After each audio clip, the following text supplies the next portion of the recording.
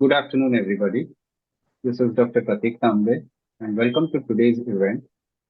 Today's event is the next in the TOG Experience series, and today's topic or theme, so to speak, is the Peters in focus.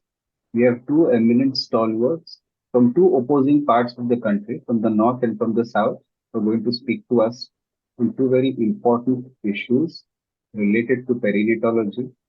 First is Dr. Mala Shrivastava, who is going to speak on delivery considerations in fetal growth restrictions. And after her will be Dr. Vidya Tobi, who is the president of PASODA, and she's going to talk on fetal neuroprotection. But before we go on to the speakers, I'd like to introduce our chairpersons for today. Next slide, please. We can skip this. Yeah. Dr. Lakshmi Shikhande is the current chairperson of ICOG. She is the founder, patron, and president of the ISOPAV Vidarbha chapter. She was the chairperson of the IMS Education Committee for 2 years. She's been president of Nagpur OB-GYN Society. She received several awards, most notably the Nagpur Ratan Award at the hands of the Union Minister Shri Nitin Gadkari. She has also served as the chairperson of the HIV/AIDS Committee of FOXI a very long time ago, for which she received the FOXI Best Committee Award. And she has so many other orations, chapters, publications to her credit. We are really delighted to welcome Dr. Lakshmi Shikhande. Thank you very much for taking time out from your busy schedule. Next slide, please. We also have with us Dr. Kalpana Balamurugan. She is somebody who is well known in South and also very soon in the national stage. She's the national coordinator for the FOXI Infertility Committee. She also is the secretary of the Madurai OB-GYN Society. Very busy currently because she is organizing the South Zone Eva FOXI, which is in Kodaikanal. We were just discussing that before the beginning of the event. She is also chairperson of the Infertility Committee of TNFOG, South Zone Coordinator for the Endometriosis Committee in the past, organizing secretary for the Madurai Society's Silver Jubilee Conference in 2018. And notably, she served as the principal investigator in several clinical trials. So we'll welcome both our chairpersons. I would request Dr. Lakshmi Shikhande to introduce our first speaker, Dr. Malash. Thank you, Pratik. Thank you so much for your kind introduction, and very good afternoon to one and all. And as usual, our Dr. Pratik Tambe has come out with a focused webinar, that is Fetus in Focus. And the first speaker for this focused webinar is none other than Dr. Mala Shrivastava. She is head of Gynec Oncology Unit. She is senior consultant and professor. And at Sir Gangaram Hospital, she is Vice President ISOPAP, past President of AOGD. And friends, you can see there are n number of awards to her credit. And to name few awards, she is awardee of APJ Abdul Kalam Excellence Award. She is awardee of Subhash Mukhopadhyay Women's Health Icon Award. And she is awardee of Women Medical Professionals Award. Just to name a few, she has various other awards to her credit as well. Friend, she is a great academician, a teacher, a UG teacher, a PG teacher, and teacher in our various webinars and also in our ICOG platforms. So, Dr. Mala Shrivastava, the floor is all yours, and she is speaking on delivery considerations in FGR. So, Mala, you can start. Thanks, madam, for your kind words. First of all, I thank Dr. Pratik Tambe and for including me into this important focused webinar. And it's my pleasure to have all of you with us, Dr. Lakshmi madam, Dr. Kalpana, Dr. Vidya, with all of us. And I'm going to start my deliberation just now.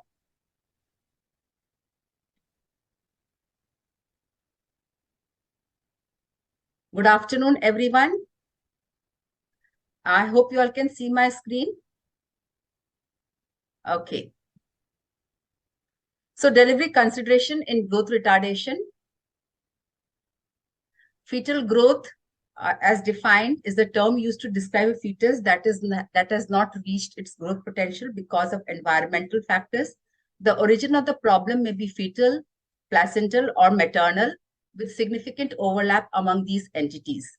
The most common obstetric definition of FGR is based on sonography and estimated fetal weight below the 10th percentile for gestational age.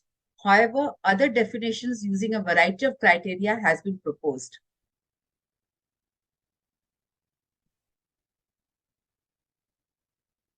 So when we talk of intrauterine growth retardation, the uterine size less than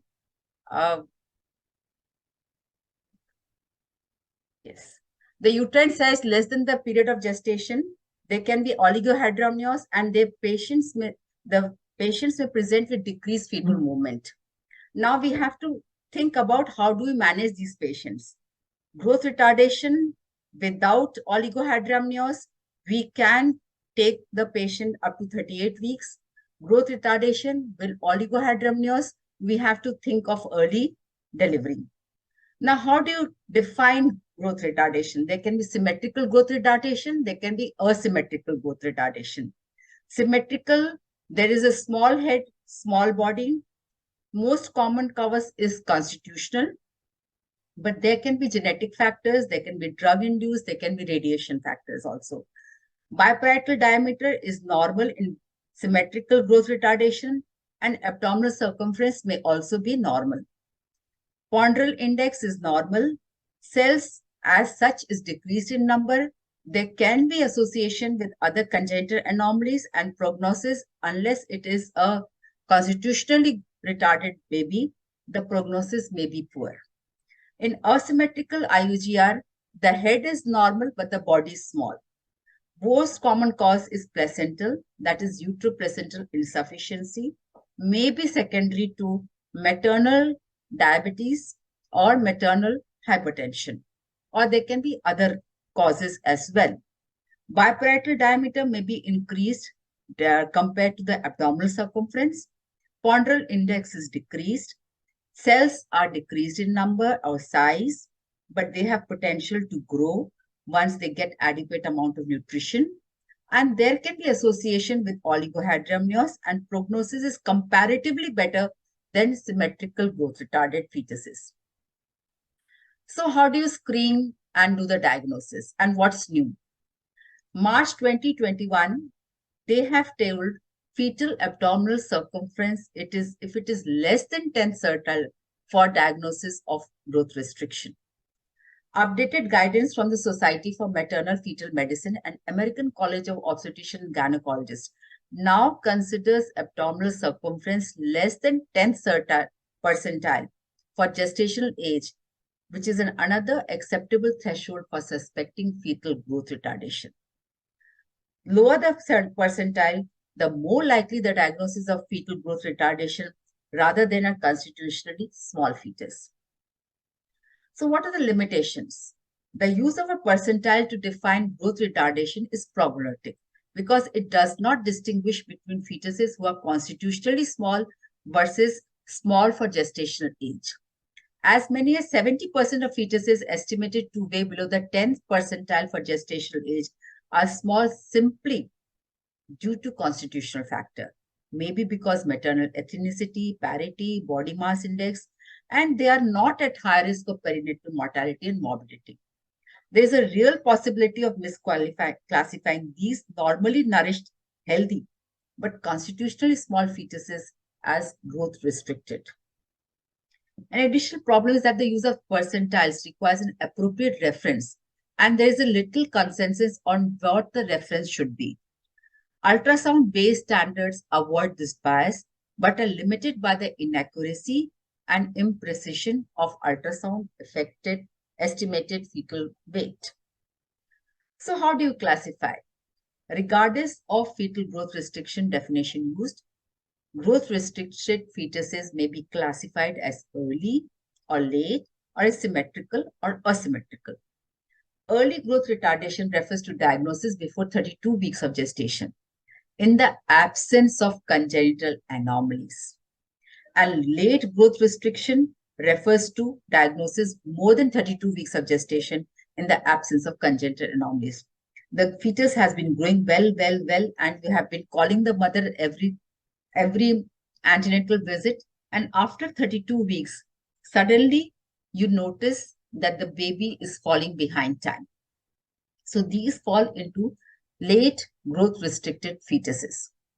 Symmetrical fetal growth restriction comprises 20 to 30% of fetal growth restricted fetuses and refers to a growth pattern in which all fetal organs are decreased proportionally due to global impairment of cellular hypoplasia early in gestation.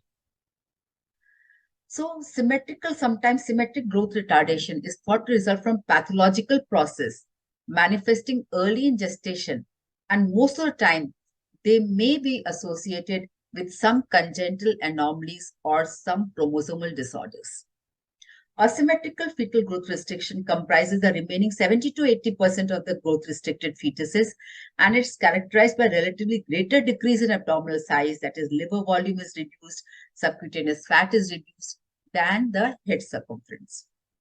Asymmetrical fetal growth is thought to result from the capacity of the fetus to adapt to a pathological environment late in gestation by redistributing blood flow in favor of vital organs, for example, brain, heart, placenta, at the expense of non-vital fetal organs like abdominal viscera, lungs, skin, and kidneys.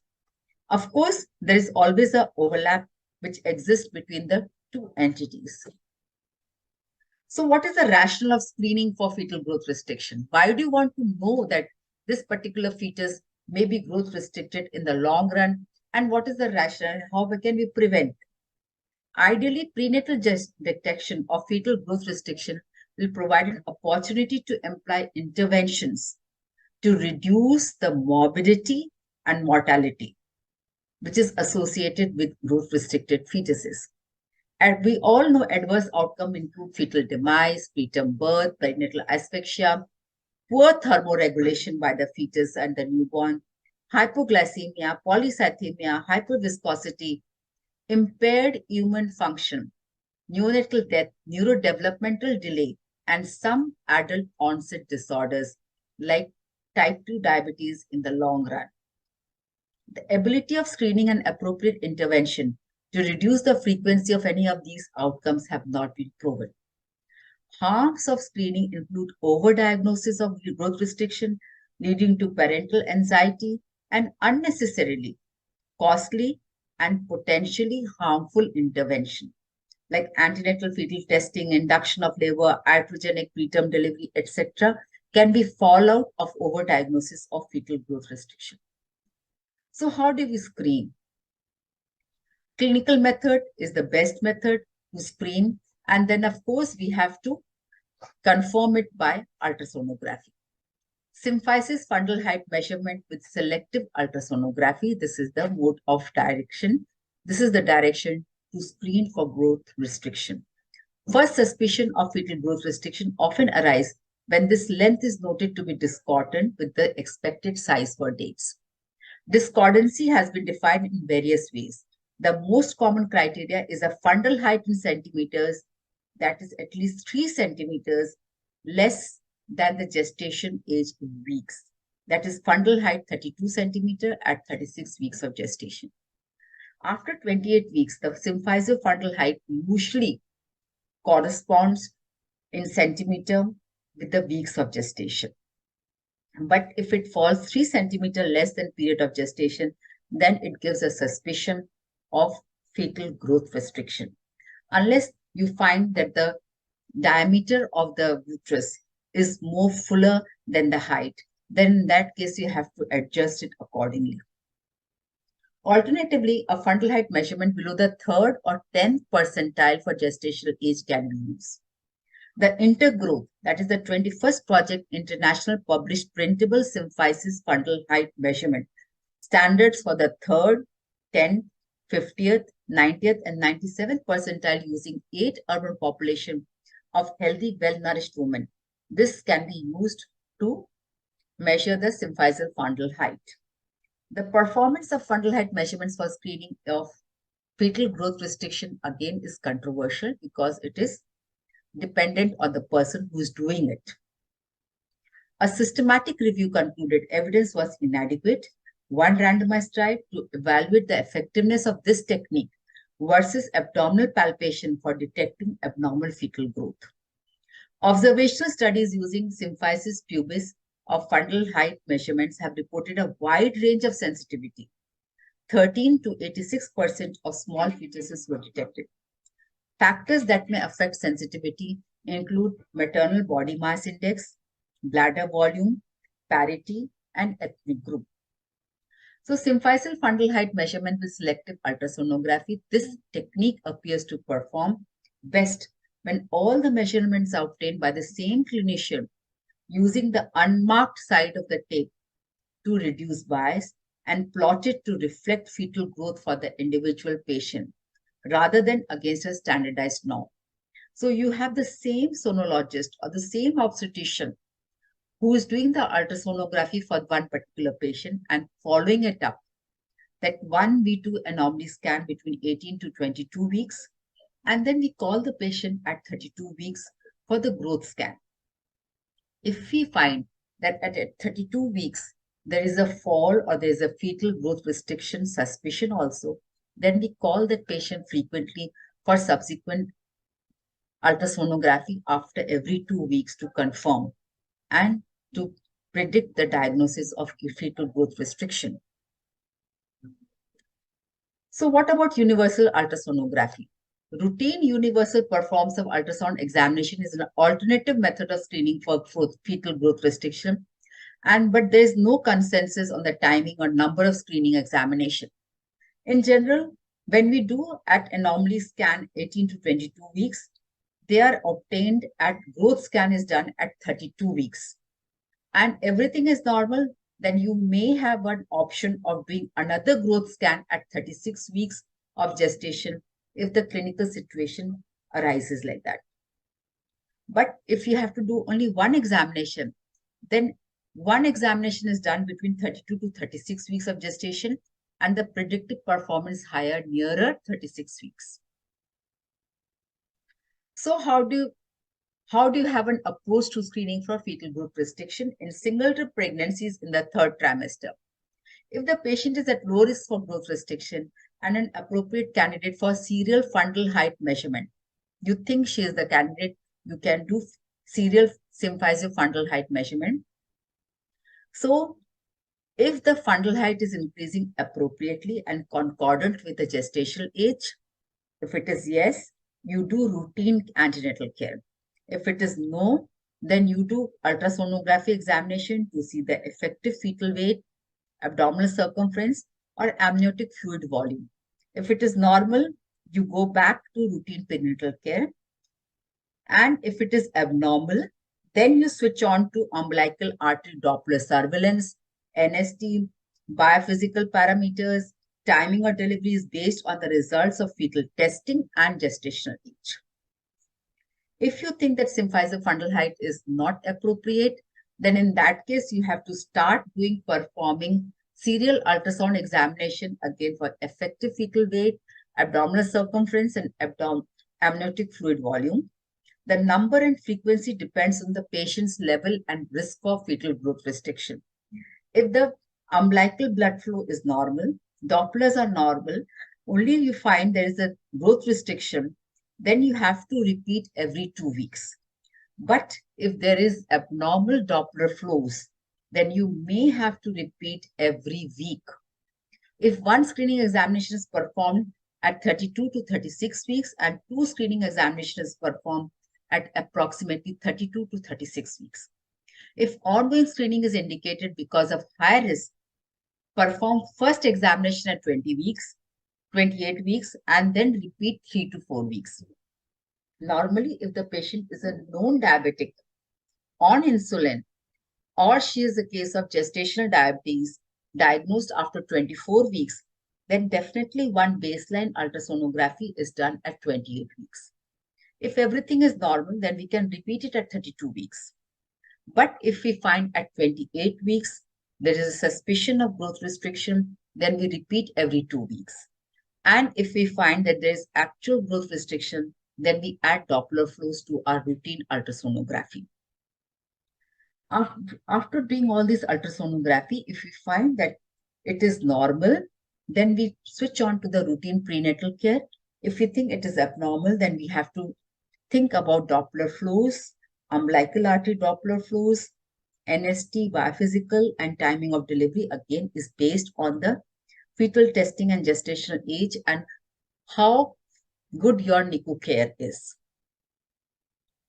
Evidence of universal ultrasonography. In 2019, meta-analysis of 21 cohort studies of screening ultrasound at more than 32 weeks of gestation in low-risk or non-selected singleton pregnancies, they found model sensitivities of abdominal circumference and effective fetal weight less than 10 centile at a 10% false positive rates were 78 and 54% effectively. In a meta-analysis of 13 controlled trials, including nearly 35,000 women, perinatal mortality was similar for patients undergoing routine versus no concealed selective ultrasonography. And none of the trials reported on neurodevelopment outcomes at age 2. A subsequent prospective study reported sensitivity for detection of small for gestational age infants was higher with universal than with selective ultrasound screening. But this does not lead to a significant reduction in composite severe adverse perinatal outcome. Because once at one end we are doing universal ultrasonography, 18 to 22 weeks, then 32 weeks and 36 weeks. There are more chances of picking up fetal growth restriction. But if you are doing only one ultrasonography between 32 to 36 weeks, then definitely there are lesser chances of picking up fetal growth restriction unless we are doing it more closer to 36 weeks. Special population, suboptimally dated pregnancies when the gestational age is not known with reasonable certainty. A single ultrasound examination may not be able to distinguish a small for gestational age fetus from an appropriately grown fetus that is less far along in gestation than expected from menstrual dates. So serial sonographic examinations at 2-week intervals can be useful when we think that a pregnancy dating is suboptimal. In multiple gestation, growth in multiple gestation diverges from that in singletons in the late second or early third trimester. Smallness of one or both fetuses of a multiple gestation can be related to any of the disorders that cause fetal growth restriction in singleton pregnancies, as well as special disorders, which is unique to multiple gestation, such as unequal placental sharing or twin-to-twin transfusion syndrome. So these fall into special category. So how do you evaluate and manage fetal growth restriction? Initial approach is to confirm the diagnosis. The characteristics that support a diagnosis of constitutional small fetus include modest smallness, that is, effective fetal weight between 5th and 10th centile, normal growth velocity across gestation, interval growth is normal, normal physiology, that is normal amniotic fluid volume and umbilical artery Doppler, abdominal circumference growth velocity above 10th centile, appropriate size in relation to maternal characteristics like height, weight, race, ethnicity, as decided by Society for Maternal Fetal Medicine. So again, we have to confirm the diagnosis. Maternal characteristics have a major influence of fetal growth potential. For example, when race and ethnicity was taken into account, 5th percentile for white, Hispanic, Black, and Asian women were 2790, 2633, 2622, and 2621 grams. Like we belong to the Asian population. For us, the 5th centile is 2621 grams. In a prospective study of 2,300 healthy women with low-risk singleton pregnancies from 12 medical centers in the United States. So using a lower threshold to define growth restriction may help distinguish the small fetuses at increased risk of adverse outcome from the small fetus at low risk. So we are using lower threshold for defining pathological fetal growth restriction is also supported by several studies. In a retrospective studies, composite fetal morbidity at less than 5th percentile versus 5th to 10th percentile was 39, and 13% respectively. Although less than 5th percentile as a threshold for fetal growth restriction captures the group of fetuses at the highest risk for adverse outcome. Those at 5th to 10th percentile still need to be monitored closely since not all are constitutionally small. There may be a big fragment of growth restricted fetuses in this group as well. Next, we have to determine the cause of growth restriction. The genetically predetermined growth potential of the fetus can be impaired as a result of maternal, placental, or fetal processes. That a complete history has to be taken. A physical examination is performed to assess for maternal disorders that have been associated with restricted fetal growth. In addition, few laboratory tests, especially we have to look for anemia, we have to look for gestational diabetes, obstetric imaging are also performed to look for fetal and placental etiology. However, in some of the cases, the cause for growth impairment cannot always be determined antenatally. A detailed fetal anatomic survey should be performed in all cases since approximately 10% of growth-restricted fetuses are accompanied by congenital anomalies, and 20 to 60% of malformed infants are small for gestation age. So this is a big group of fetuses which we can catch early. Anomalies associated with fetal growth restriction include omphalocele, gastroschisis, diaphragmatic hernia, skeletal dysplasia, and some congenital heart defects as well. Sometimes we may have to do fetal echocardiogram if the result of an expert ultrasound examination suggests any uncertainty that the heart is abnormal. Now, there is a role of fetal genetic studies as well. Fetal genetic studies are indicated in any of the following settings because of the increased risk of an abnormal. Fetal growth restriction, that is all for the following: early, that is less than 24 weeks, and severe, less than 5th percentile, and symmetrical. Because we have seen symmetrical growth restricted fetuses, the 30% chance that they may be having congenital anomaly as well. Fetal growth restriction with major fetal structural abnormalities, fetal growth restricted with soft ultrasound markers associated with increased risk of aneuploidy, such as thickened nuchal fold, choroid plexus cyst, and abnormal hand position. Placental findings suggestive of a partial molar pregnancy and large cystic spaces and increased echogenicity of chorionic villi sometimes can be associated with early fetal growth restriction. ACOG suggests genetic counseling and offering diagnostic testing for patients with diagnosis of fetal growth restriction before 32 weeks or fetal growth restriction in combination with polyhydramnios of fetal malformation. Ultrasound examination has high sensitivity for identifying trisomy 18 as high as 100% when performed by an experienced ultrasonographer at 19 to 20 weeks of gestation in a fetus with multiple structural anomalies characteristics of the syndrome.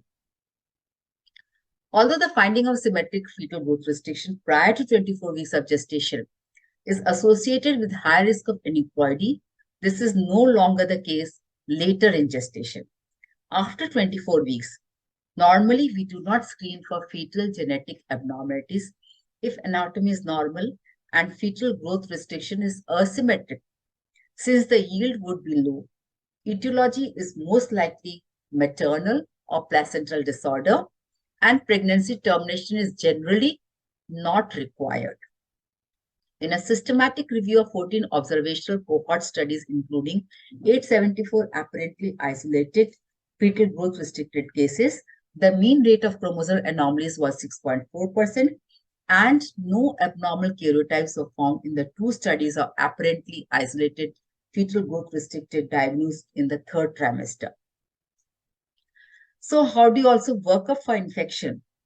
Infections associated with fetal growth restriction include cytomegalovirus, toxoplasmosis, rubella, and varicella.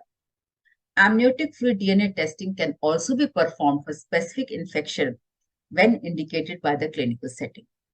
Malarian pregnancy can also cause fetal growth restriction and should be considered in endemic areas. maternal COVID-19 does not appear to be associated with increased prevalence of fetal growth restriction because vertical transmission from the mother to the fetus has not been proven. However, data on perinatal outcomes when the infection is acquired in early pregnancy are limited, and any condition that results in prolonged maternal hypoxia places the fetus at risk for growth restriction. Although early onset placental insufficiency is one of the clinical criteria for diagnosis of APS by expert consensus, a link between antiphospholipid antibodies alone and fetal growth restriction has not been established. And there is insufficient evidence to support screening all women with fetal growth restriction for these antibodies. Indications for screening include a past history of fetal loss and prior unexplained arterial or venous thromboembolism. Then and then only we work up for antiphospholipid syndrome, and there's of course a specific indications for doing a workup for APS. So how do you manage? Management of fetal growth restriction in structurally chromosomally normal fetus, most of these cases are caused by uteroplacental insufficiency late when it is diagnosed later in pregnancy. Management of FGR associated with congenital or chromosome anomalies depend on the specific abnormality and is beyond, and then we are not going to discuss that. The optimal management of the pregnancy with suspected growth restriction related to uteroplacental insufficiency consists of serial ultrasound evaluation of fetal growth velocity, biophysical profile, and then we are also seeing whether the umbilical blood flow is altered or not, and some venous vessels as well. The purpose is now to identify those fetuses who are at highest risk of perinatal demise and who may benefit from delivery, and we have to also time the delivery depending on this particular case, mother's gestational age, mother's Doppler flows of the fetus, and then we have to take a decision regarding the time of delivery and mode of delivery. Women with pregnancies complicated with fetal growth restriction may maintain normal activities and usually monitors at outpatient. And there are no data on which to base indications for hospitalization. We have to consider hospitalization for selected women who need daily or more frequent maternal or fetal assessment. Suppose the patient has absent end diastolic flow. In that case, the patient needs hospitalization because in that case, we have to do Doppler study every day till we reach a reverse diastolic flow, and then we have to take a decision for delivery. Hospitalization provides convenient access for daily fetal testing and allows prompt evaluation and intervention in the event of decreased fetal activity or other complication. But there is no evidence that hospitalization or bed rest improves fetal growth or outcome. All the decisions about selecting women for ambulating versus in-hospital care should be made on a case-to-case basis. We generally admit women with absent or reversed flow for the umbilical artery and estimated fetal weight more than 350 grams. This cutoff is based on the experience of good short and long-term outcomes in such cases. Ideally, a course of antenatal betamethasone should be given to pregnancies less than 34 weeks of gestation in the week before preterm delivery is anticipated. Administration between 34 to 36 plus 6 weeks does not appear to decrease the need for respiratory support and increases the rate of neonatal hypoglycemia, but is recommended by some guidelines.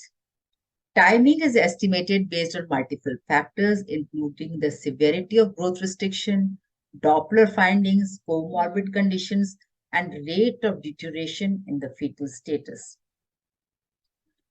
There is no convincing evidence that any intervention in healthy women improves the growth of growth-restricted fetuses. Numerous approaches have been tried in small randomized trials, including maternal nutritional supplementation, oxygen therapy, interventions to improve blood flow to the placenta, such as plasma volume expansion, low-dose aspirin, bed rest, and anticoagulation. Sildenafil has been tried and appears promising and has been under investigation.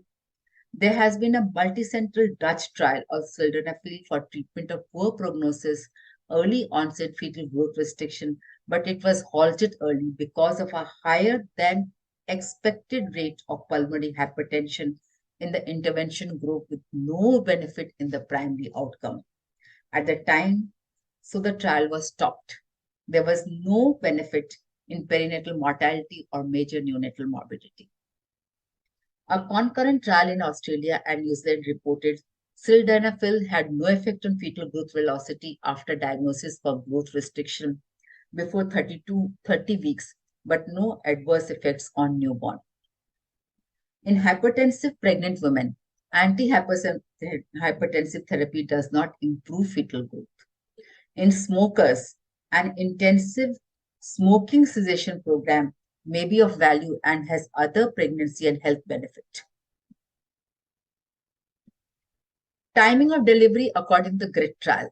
There's little consensus about the optimum time to deliver the growth restricted fetuses. Following key trials attempted to answer the question of when to intervene in these pregnancy without a clear consensus. The growth restriction intervention trial randomly assigned pregnant women between 24 to 36 weeks gestation with fetal growth restriction to immediate or delayed delivery if their obstetrician was uncertain about when to intervene. 40% of these pregnancies had absent or reversed end diastolic umbilical artery flow. In the delayed delivery group, delivery occurred when the obstetrician was no longer uncertain about intervening, which took a median 4.9 days. The immediate delivery group had a fewer stillbirth, 2 versus 9 with delayed delivery, but more neonatal and infant death, 27 versus 18, especially when randomization occurred before 31 weeks.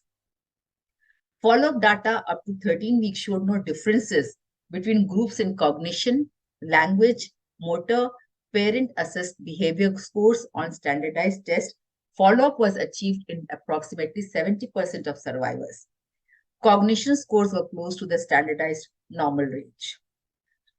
Then there was a DigiTAC trial, disproportionate intrauterine growth interventional trial at term, which randomly assigned 650 pregnant women over 36 weeks of gestation with suspected fetal growth restriction to induction of labor or expected management. The primary outcome was a composite measure of adverse neonatal outcome, that is death before hospital discharge, 5-minute APGAR score less than 7, umbilical artery pH less than 7.05, or admission to the intensive care unit. Neonatal morbidity was analyzed separately using Morbidity Assessment Index for Newborn score. The authors concluded that both approaches were reasonable and choice should depend on case-to-case basis and on patient preference. However, in a sub-analysis of the data, they also reported that neonatal admissions were lower when growth-restricted fetuses were delivered after 38 weeks of gestation, which suggests a benefit of deferring delivery until 38 weeks of gestation as long as the fetus is closely monitored and in the absence of other indications for an early delivery. What about the truffle study? Truffle assessed whether changes in the fetal ductus venosus Doppler waveform could be used to guide timing of delivery of growth-restricted fetuses with a high umbilical artery Doppler pulsatility index, instead of the conventional approach using cardiotocography short-term variation. The primary outcome measure was survival without neurodevelopment impairment at 2 years of age.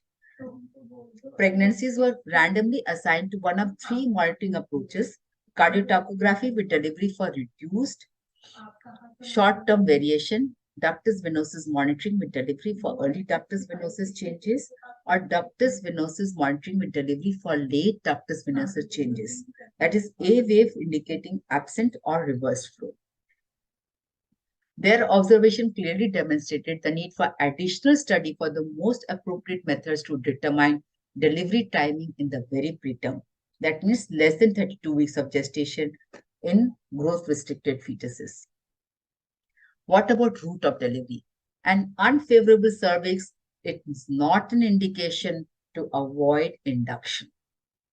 In the secondary analysis of data from Digitat and Hypitat trials, pregnancy complicated with fetal growth restriction and hypertension, induction of labor at term in women with median Bishop scores of 3, ranging from 1 to 6, was not associated with a higher rate of cesarean delivery than expectant management.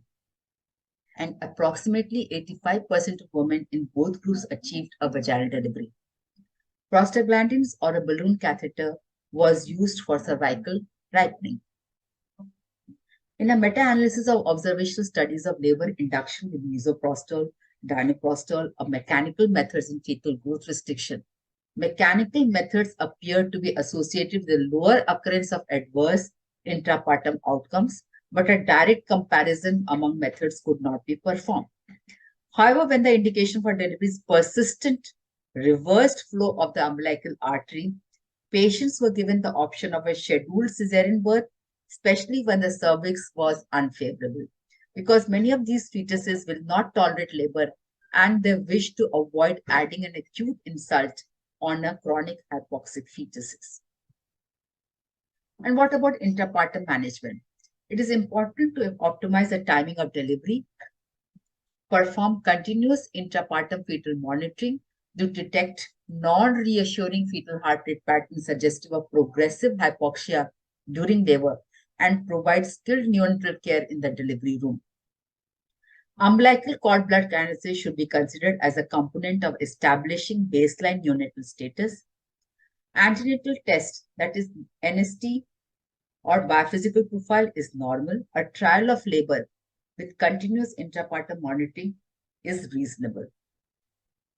However, frequency of cesarean delivery for non-reassuring fetal heart tracing is increased, given the increased prevalence of chronic hypoxia and oligohydramnios among these fetuses. For fetuses who are less than 32 weeks of gestation, Maxsulf is given before delivery for neuroprotection together with the steroids. When use of Maxsulf was studied specifically in pregnancies with growth-restricted fetuses, a decrease in significant neurodevelopment impairment and death was definitely observed. So what about the prognosis? Fetal, newborn, childhood outcomes, fetal demise, neonatal death, neonatal morbidity, and abnormal neurodevelopment outcome are more common in growth-restricted fetuses than in those with normal growth. The prognosis worsens with early onset fetal growth restriction, increasing severity of growth restriction, and absent or reversed end diastolic flow on umbilical artery Doppler.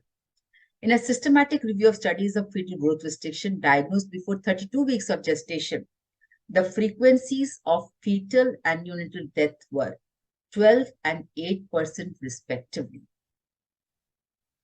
The more common neonatal morbidities were respiratory distress syndrome, 34%, retinopathy of prematurity, 13%, and sepsis, 30%.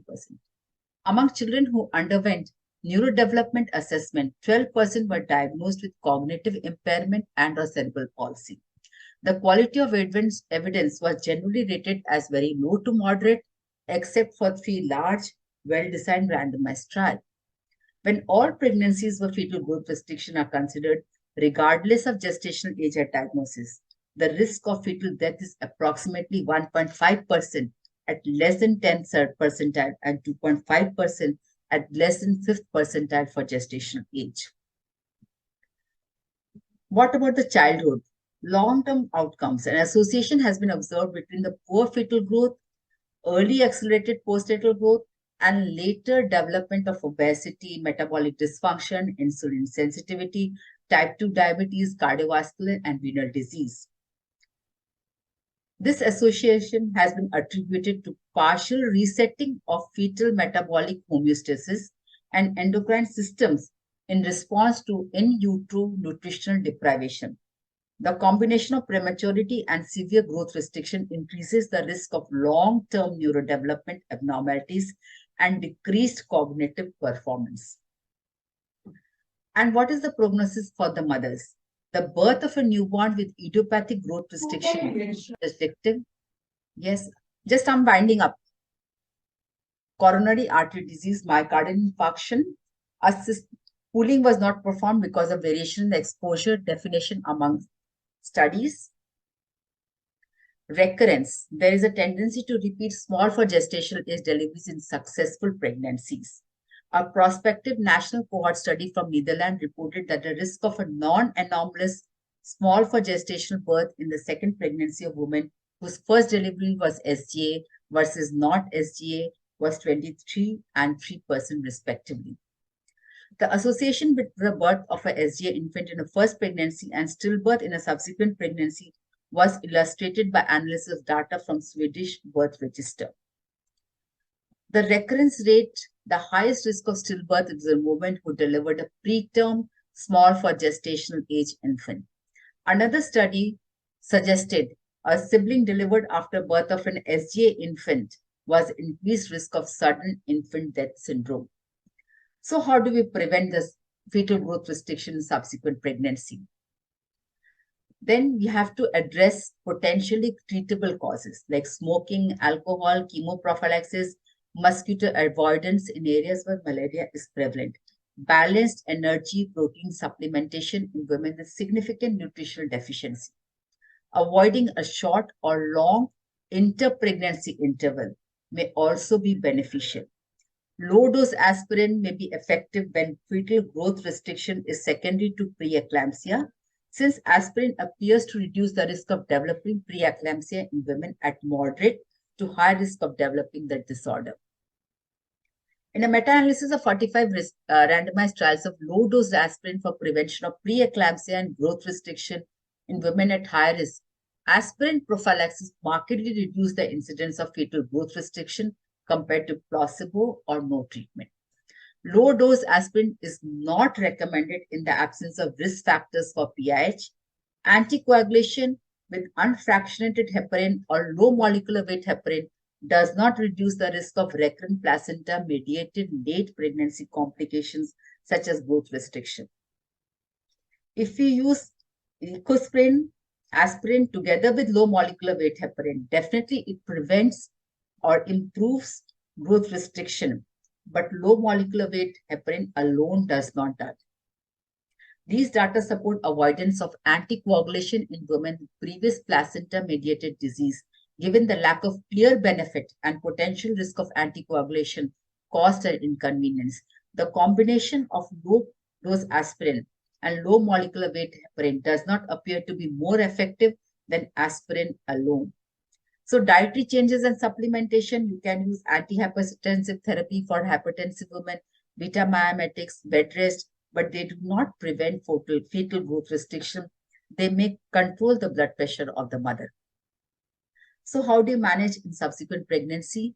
Accurate dating by early ultrasonography is important to establish gestational age and intermittent ultrasound examination to monitor fetal growth.